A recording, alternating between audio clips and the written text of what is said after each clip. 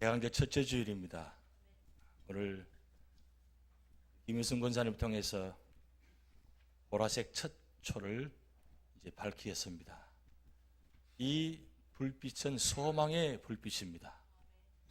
우리 교회에, 우리 가정에, 우리 삶의 터전에 참 소망의 예수님께서 오셔서 우리 모든 어려움을 못아내고 참 소망으로 승리하는 여러분 가정 되시기를 주님으로 축복드립니다. 대학년들 되면 불을 켜기 시작합니다. 왜 이 불을 켜느냐? 그 의미가 네 가지가 있습니다.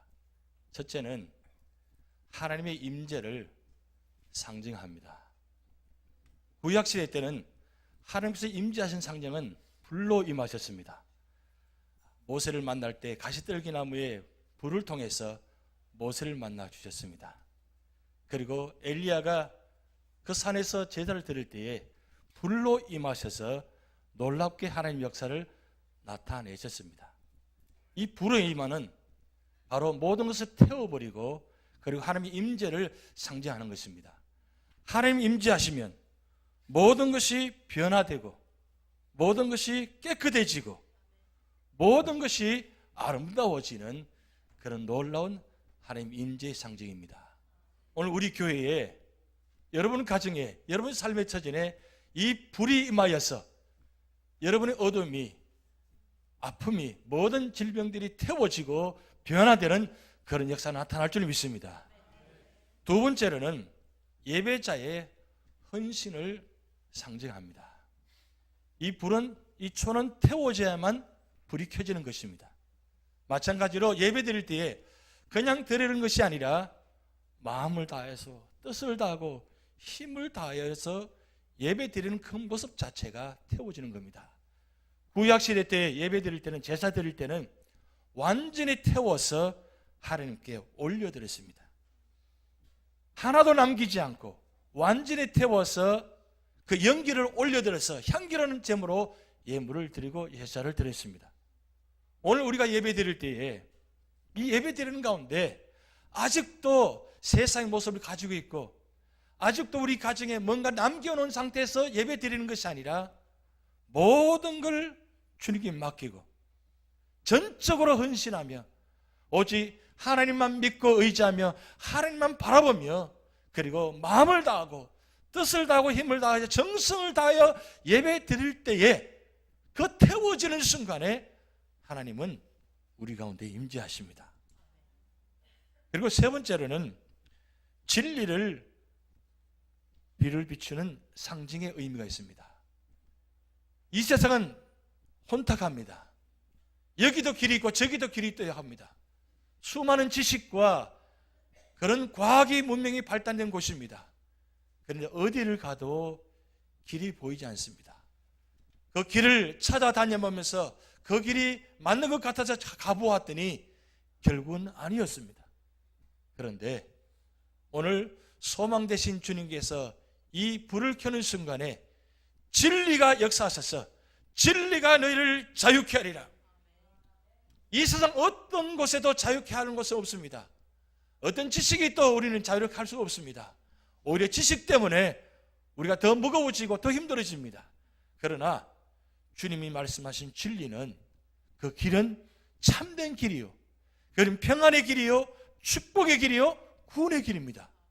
그러기에 이 불을 밝히는 순간에 우리의 진리의 길을 비춰주는 것입니다. 예수님께서 땅에 오셔서 나는 길이요 진리요 생명이니 나를 믿는 자는 죽어도 살린다는 그런 놀라운 말씀을 주셨습니다. 그래서 이 진리의 길을 따라가기만 하면 거기는 영원한 구원이 있고 축복이 있다는 사실입니다. 그리고 마지막 네 번째로는 어둠의 세력을 몰아내는 물러가는 상징이 있습니다. 캄캄합니다. 앞이 보이지 않습니다. 보이긴 보이는데 보지를 못하고 있습니다. 가긴 가는데 어디를 가는지 모르고 있습니다.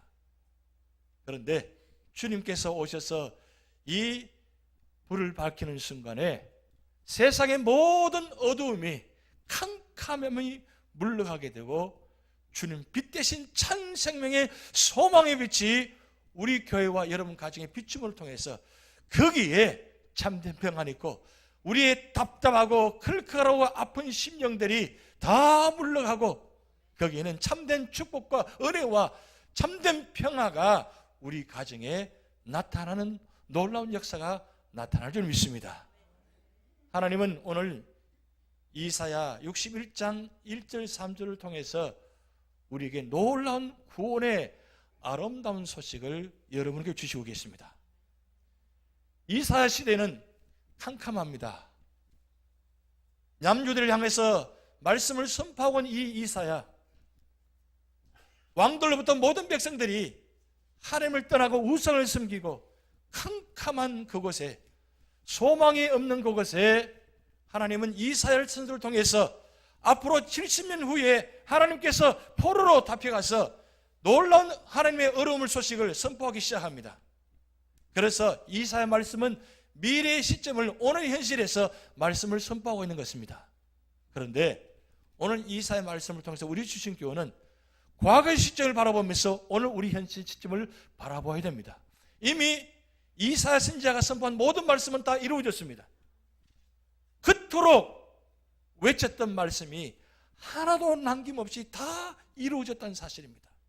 그 놀라운 약속이 뭐냐면 하나님께서 이스라엘 백성들 남유다를 통해서 바벨을 통해서 멸망케 하시고 70년간 포로 생활하는 가운데 그들 가운데 하나님께서 심판하신 모습을 우리는 이사야 성경을 통해서 바라보았습니다. 그런데 그 말씀이 다 이루어졌다는 말씀입니다. 구약은 예언의 말씀입니다. 그리고 특별히 이사야 말씀은 구약 성경, 신약 성경을 요약한 책입니다. 66권의 성경을 요약한 책이 바로 이사야 성경책입니다. 그래서 이사야는 1장부터 66장까지로 되어 있습니다. 1장부터 39장은 구약이 된 말씀이고 40장부터 66장까지는 신약이 된 말씀입니다. 1장부터 39장까지는 심판의 말씀이고 40장부터 66장까지는 축복 구원의 말씀입니다. 이사야 61장은 바로 심판 가운데 희망이 있고 소망이 있다는 말씀을 선포하고 있습니다. 그래서 오늘 1절부터 3절 말씀 통해서 세 가지 아주 중요한 우리에게 소망의 축복의 말씀을 주시겠습니다. 그 7절 말씀은 1절 말씀 보면 바로 세상에 소망이 없지만 하나님이 마음이 상한 자를, 갇힌 자를 몰아내고 고쳐주신다고 말씀하고 계십니다. 지금 남유다 백성들은 왕으로부터 모든 백성들이 하나님의 말씀을 떠나서 마음이 상해 있습니다. 말씀대로 살지 못하고 있습니다. 그래서 마음이 답답합니다. 어디 가서 마음을 나눌 곳이 없습니다. 왜냐하면 모든 곳이 하나님 말씀이 떠나버리기 때문입니다. 말씀이 없다 보니까 마음이 황폐화되어 있습니다. 강박합니다. 이 강박한 세상 속에 살아가는 남유다 백성들은 마음을 의지할 곳이 없습니다. 옆에 가서 가까운 사람들에게, 형제 자매들에게 말씀 나누려고, 마음을 나누려고 해보았지만 그들은 마음을 닫아버렸습니다. 점점 외로워집니다. 가슴이 아픕니다. 그래서 가는 곳마다 상처밖에 남지 않습니다. 이 마음이 상한 자를 누구도 위로해 주고 사모해 주지 않습니다. 과연 그러면 이사 시대만 이때만 그럴까요? 오늘 우리 시대는 어떻습니까? 이민자의 삶을 살면서 그토록 힘들게 부단히 노력하면서 투잡들이 잡으면서 그렇게 살아왔습니다. 그렇게 하면 살 소망이 있을 것 같으니까 그래도 잘 살아보려고, 잘 되어보려고 그렇게 열심히 노력해보고 있습니다. 때로는 신앙생활 열심히 하려고 교회 나오기도 합니다. 이 교회 저 교회 다녀보기도 합니다. 그래도 거기에도 마음 둘 곳이 없습니다. 그런 것이 이민자의 삶의 모습입니다. 그때처럼 2500년 전에 나타난 그 모습처럼 오늘 우리 시대도 그런 모습을 나타내고 있습니다. 마음이 상합니다. 가슴이 답답합니다. 교회 나와서 한번 마음을 두려고, 마음을 내려보려고, 여기 이제 마지막이라고 쓰려고 한번 마음을 정착하려고 와보았더니 또 그렇게 되지도 못하는 것이 같습니다. 이 사람 저 사람 만나서 마음을 나누려고, 마음을 의지해 보려고 해봅니다. 그러면 그럴수록 오히려 상처만 되어지고 그러다 보니까 마음문을 자꾸 닫아버립니다. 그것이 오늘 우리의 신앙의 모습입니다. 이때에 하나님은 이사야 선지자를 통해서 말씀합니다. 마음이 상한 자를 고쳐주시겠다고요. 누가요? 바로 예수 그리스도께서 오셔서 이 세상 속에 마음이 상한 자, 답답한 자, 클클한 자, 마음을 위로받지 못하는 자, 그 모든 자를 하나님은 예수 그리스도를 이 땅에 보내셔서 소망이 되셔서 소망의 불빛을 비춰주셔서 이 마음이 닫힌 문을, 답답한 마음을, 상처를 말씀으로, 은혜로, 성령으로 우리와 함께해 주십니다. 육신의 질병은 약을 먹으면 고쳐진다고 합니다. 그러나 궁극적인 이 마음의 병은 고칠 수가 없습니다. 영혼의 병은 누구도 고칠 수가 없습니다. 영혼이 건강해야 육신도 건강합니다. 그런데 오늘 모든 사람들이 육신이 건강하면 영혼도 건강할 줄 알고 좋은 약 다 먹고 있습니다. 한 가지만 먹는 것이 아니라 2개, 3가지, 5가지, 6가지 먹습니다. 그런데 여전히 골골 70년, 80년입니다. 그것이 우리 현실의 모습입니다. 그런데 은혜 받으면, 예수님 안에 소망을 두면, 예수님 통해서 은혜 받으면, 성령 충만하면 거기에 자유함이 있습니다. 비록 고난이 있고 아픔이 있고 상처가 있다 할지라도, 누구도 우리를 일하지 못하다 할지라도, 비록 약을 먹지 못한다 할지라도 하나님은 예수 그리스도를 통해서 우리 상한 마음을 회복시켜 주시고 영혼을 위로하여 주시고 소망 가운데 살아가게 하십니다. 그래서 기뻐합니다. 감사합니다. 할렐루야. 이것이 바로 대강절 첫 주일에 우리가 주신 놀라운 구원의 아름다운 소식입니다. 두 번째 소식은 뭐냐면 포로된 자에게 자유를 주십니다. 갇힌 자에게 노임을 주십니다. 이스라엘 백성들은 70년 동안 포로 생활했습니다. 1년도 아닙니다. 10년도 아닙니다. 20년도 아닙니다. 70년간입니다. 우리가 알기로는 70년이지만 당하는 입장에는, 남유다 백성들 입장에는 70년이 아니라 100년 될 것입니다. 그토록 긴 세월 동안에 그들은 살 길이 막막하고 남의 땅, 이민 땅에 가서 포로로 잡혀가서 그렇게 척박한 땅에서 살아가는 그들의 모습입니다. 어디에 살 소망이 없습니다. 누가 우리를 구원해 줄까? 아무도 없습니다. 그러기를, 소망하기를 10년, 20년, 30년, 40년, 70년간을 기다렸습니다. 왜 하나님께서 이 70년간을 그토록 힘들게 했습니까? 이스라엘 백성들이, 남유다 백성들이 하나님 말씀을 떠났기 때문입니다. 하나님 말씀을 떠나게 되면 거기에는 자유함이 없습니다. 여러분, 정말 포로에 갇혀서 외적인 모습만 진정한 포로가 된 것 같습니까? 아닙니다. 우리 마음의 포로가 된 모습 얼마나 많습니까? 오늘 우리는 물질의 포로된 자입니다. 세상의 모습을 통해서 포로된 자들입니다. 그거 없으면 안 된다고 그렇게 몸부림칩니다. 여러분, 어제 무슨 날입니까? 블랙 프라이데이입니다. 많은 사람들이 그곳에 갔을 것입니다. 왜 갔습니까? 거기 가면 뭔가 희망이 있을 것 같아요? 그래도 돈이 없으니까 가보지 못했으니까 차라리 그런가요? 뭔가 한 남보다 더 뛰어가서 더 일찍 가서 뭔가 하나 물건을 사면 그게 자유함이 있습니까? 여러분, 이 세상 물질 아무리 가진다 할지라도 그게는 자유가 없습니다. 언제부턴가 우리는 물질의 포로된 자에 살아가고 있습니다. 정보의 포로된 자로 살아가고 있습니다. TV 뉴스를 보면 세상의 소식들이 우리를 힘들게 만듭니다. 좋은 소식은 하나도 없어요. 전부 다 나쁜 소식이에요. 근데 그 나쁜 소식을 하루 종일 듣고 있습니다. 왜 좋은 소식을 듣지 않습니까? 좋은 소식을 듣으려는데 어디에, 세상에 어디에 좋은 소식이 어디 있습니까? 어디를 보아도, 어디를 들어도 좋은 소식이 들리지 않습니다. 그런데 대강절 첫 주일 통해서 우리에게 놀라운 선포의 소식을 주십니다. 구원의 소식을 주십니다. 아름다운 소식을 주십니다. 그 소식이 무엇입니까? 이 물질 속에 살아가는, 이 세상 속에 살아가는 모든 사람들에게, 포로된 자에게 자유를 주시겠다고 말씀합니다. 물질이 우리를 자유를 주시는 것이 아니라 오직 예수 그리스도만이 우리를 자유케 하십니다.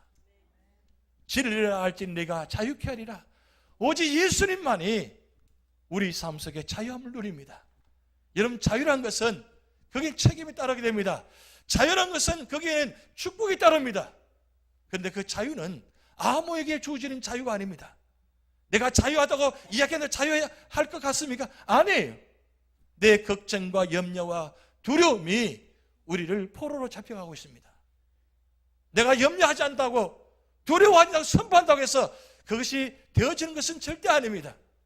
그러나 예수 그리스도께서 우리 가정에 오시고 내 마음속에 계시면, 거기에서 어두운 불을 밝혀주시면 세상에 어떤 어두움도, 어떤 아픔도, 어떤 질병도, 어떤 고난도 이 소망의 불빛을 통해서 자유를 누립니다.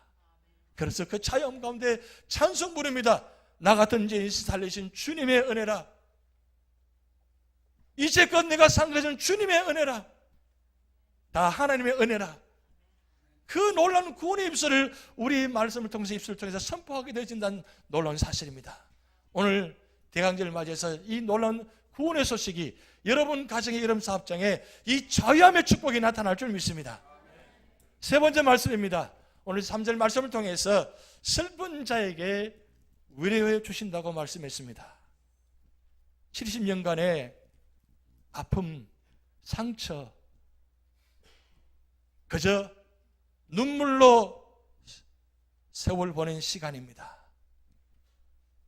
옆에 사랑하는 가족들이 죽어갑니다. 그것도 이민 땅에서. 얼마나 아픔이 있습니까? 얼마나 고통이 있습니까? 여러분, 어제 보셨지만 우리 한국의 고 김일성 전 대통령이 하나님 부르심을 받았습니다. 참 신기하게도 지난주 과테말라 선교지에 가서 새벽기도 인도하면서 당모가 지는 빛으로도 새벽은 온다, 이렇게 이야기했는데 그 김일성 대통령께서 돌아가셨어요. 하나님 부르심을 받았습니다. 88세예요. 여러분, 그 모습 보면서 무슨 생각이 드셨습니까? 그 아들 둘째 차남이 참 슬퍼하는 모습을 바로 보았습니다. 그토록 오랫동안 아들이지만 정치적으로 동지르면서 살아온 그의 모습입니다. 눈물을 흘리면서 아버님 보내는 모습을, 슬퍼하는 모습을 바로 보았습니다. 우리 인간의 모습은 슬픔밖에 없습니다. 육체적인 질병 때문에, 죽음 때문에, 아픔 때문에, 고통 때문에, 고난 때문에, 상처 때문에 우리는 슬픔과 아픔 때문에 살아가는 그 세월의 모습입니다. 이스라엘 백성들도 그 70년 동안 얼마나 많은 눈물을 흘린지 모릅니다. 눈물이 메마를 정도로 눈물을 흘렸습니다. 그토록 눈물을 흘린 것이 70년간의 생활이었습니다. 여러분, 우리나라도 36년간의 그 아픔이 있었습니다. 아직도 여전히 우리 마음속에, 어른들 마음속에는 그 일제치하의 아픔을 잊지 못하고 있습니다. 그리고 전쟁치하에서 당한 그 아픔 때문에 아직도 잊지 못한 분들이 많이 있습니다. 제가 여기 오기 전에 휴스턴에서는 매년 12월 달 되면 그 원어병원에 방문해서 위로해 주는 시간들이 있습니다. 미국에서 한국 전쟁에 참여해서 참 온몸을 바쳐서 희생한 분들이, 돌아가신 분들은 돌아가셨지만 다쳐서 미국 다시 돌아오셔가지고 아직도 여전히 아픔 가운데 계신 분들, 그분들을 매년마다 12월 달에 찾아가서 위로하는 시간을 갖습니다. 선물도 드리고 기뻐하고 어린아이들과 통해서 찬양도 부르고 같이 그런 축복의 시간을 갖습니다. 여전히 70년, 80년 아픔 가운데 살아가는 모습들을 보았습니다. 오늘 우리 가운데 계신 분도 마찬가지입니다. 지난날의 아픔과 흔적들이 많이 남아 있습니다. 이 슬픔을 누구도 위로해 주지 못합니다. 그런데 예수님께서 이 땅에 오셔서 모든 슬픔을, 눈물을 거두어 주신다고 말씀했습니다.